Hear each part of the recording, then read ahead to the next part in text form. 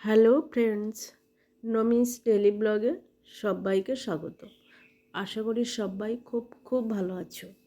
আমিও খুব ভালো আছি।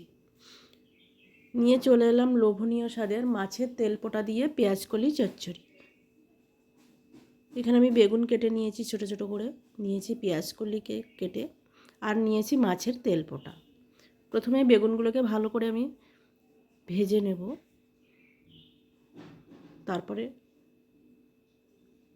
শুকনো লঙ্কা, রসুন আর একটা গোটা পেঁয়াজ আমি কুচো করে কেটে এটাকে আমি ভালো করে ভেজে নেব।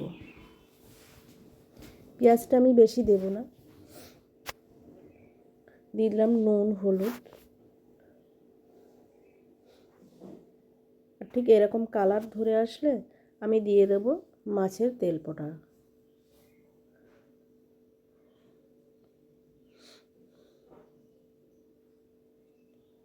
মাছের তেলপোটাকে আমি ভালো করে ভেজে নেব, তো কাঁচা গন্ধটা চলে যায়।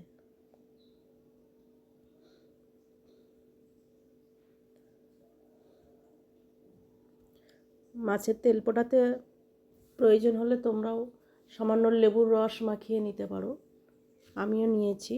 তারপরে তেলপোটা ভাজা ভাজা হয়ে গেলে আমি দিয়ে দিলাম পেঁয়াজকলিটা।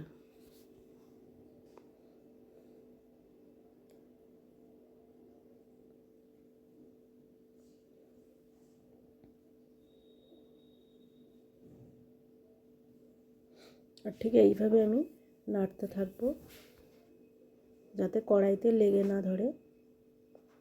দেখো পেঁয়াজকলিটা পুরো জল ছেড়ে এসছে। দিয়ে দিলাম একটা কুচো করে রাখা টমেটো, আর দিয়ে দিলাম ভেজে রাখা বেগুনগুলো।